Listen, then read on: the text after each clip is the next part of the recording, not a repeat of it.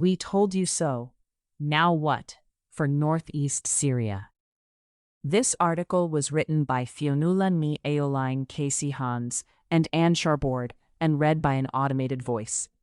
Published on January 27, 2026, on Just Security, an essential resource for those shaping a just and secure world. The chaos unfolding this week in the camps and prisons of northeast Syria has been predictable for years.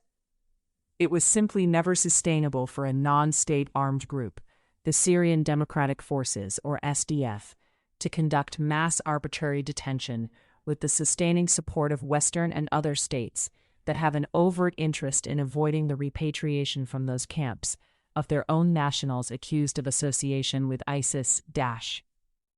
More than that, as we have consistently opined here and here, this mass arbitrary detention was fundamentally and always inconsistent with international law. Moreover, this systematic unrestrained detention in appalling conditions has enabled other serious breaches, such as systematic torture, disappearances, and the forcible separation of children. The major camps such as Al-Hol, Al-Roj, and the prison systems connected to them represented an indefensible black legal hole.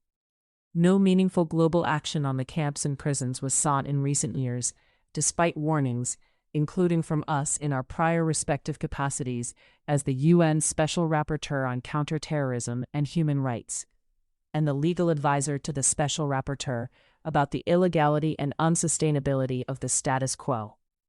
Renewed conflict in the region by the military forces of the new Syrian government has changed that equation, with a takeover of SDF-held territory in northeast Syria in late January.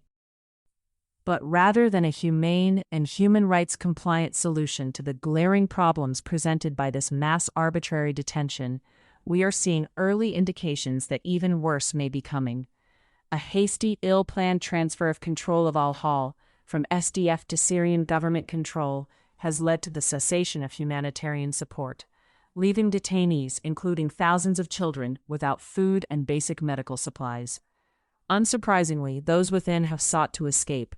Many of them are Syrians who have not seen their communities and family for years.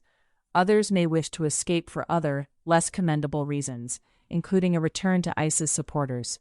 Security for a detainee community of this scale will be grueling. It is naive at best to assume that newly minted Syrian security forces, with little to no experience in managing a population of this kind, will be up to the task of managing this complex humanitarian and security task.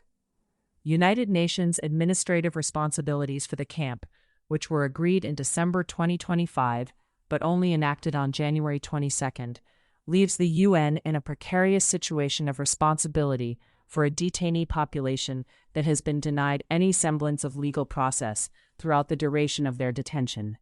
It is also entirely unclear what the day-to-day relationship between the UN and the new camp administration will be, and more particularly, what role the UN may have in the decisions being made about the fate of thousands of men, women, and children detained.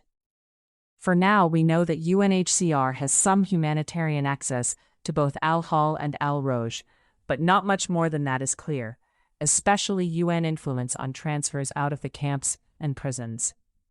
The new owners of Al-Hol inherit a closed detention camp where the conditions are so dire that they amount to torture and ill treatment as a matter of international law, where insecurity is prevalent and access for essential humanitarian needs has been consistently insufficient.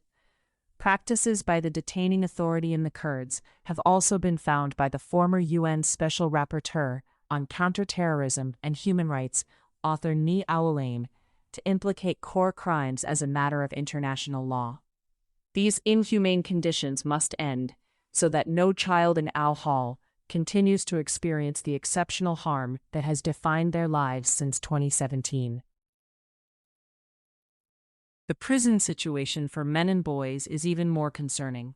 News emerging in recent days that CENTCOM and other states of the coalition against Daesh have agreed, and started, to transfer potentially thousands of detainees from Syria to Iraq. This raises profound human rights concerns. The language used by CENTCOM and other states to describe detainees, ISIS terrorists has been dehumanizing and carries a presumption of guilt. This risks erasure of the rights of individual detainees in the high-security prisons, as not one of these detainees has had any legal process to determine their status or to review the legality of their detention. And bar legally unrecognized SDF processes, none have actually been tried and convicted on terrorism charges during their long period of detention at the camp. Moreover, the scale of these numbers makes it likely that a massive number of children and women will be included in the transfer.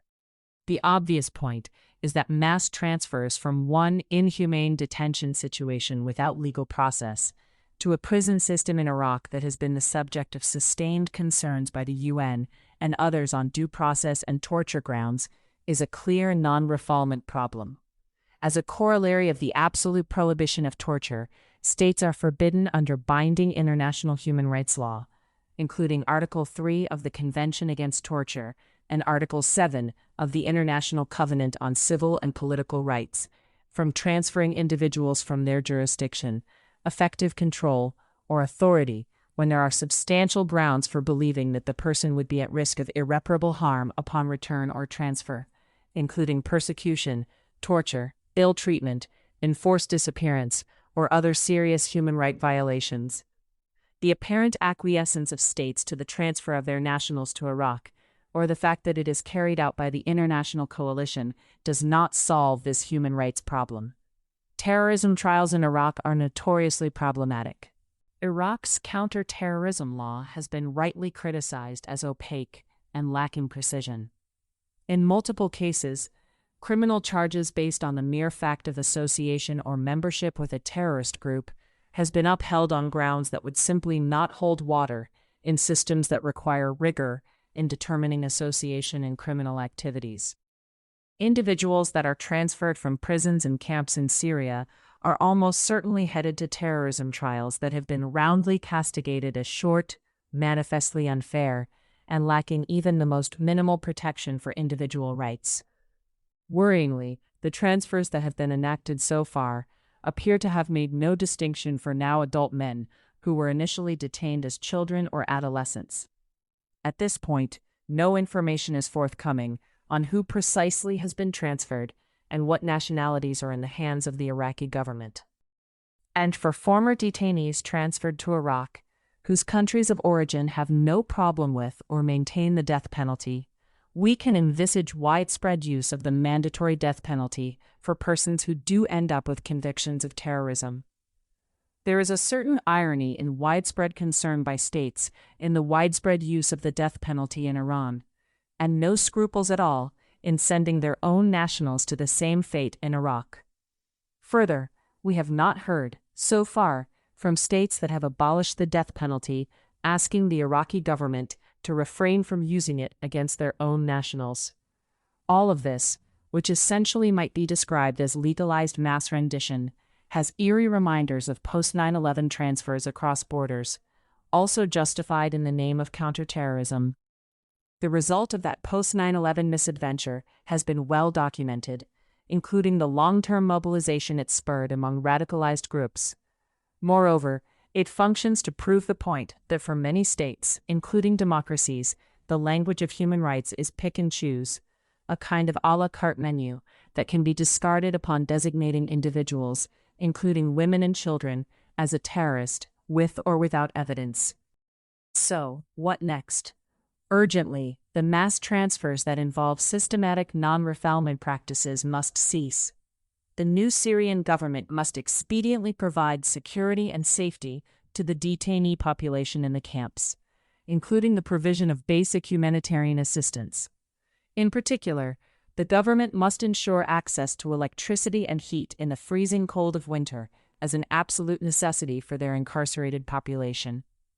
Inheriting scalar human rights violations does not permit the continuance or sustainment of those violations.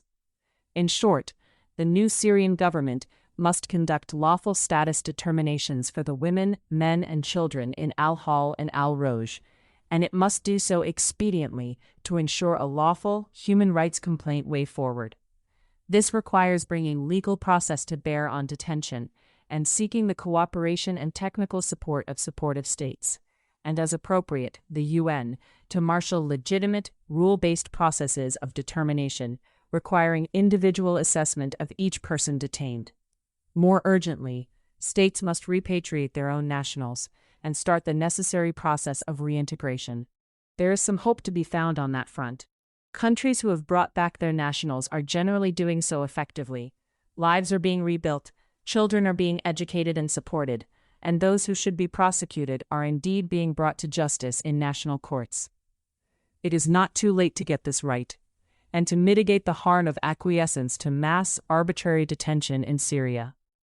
The legacies of arbitrary detention in Syria are immense. Fair process in northeast Syria could be the start to undoing them.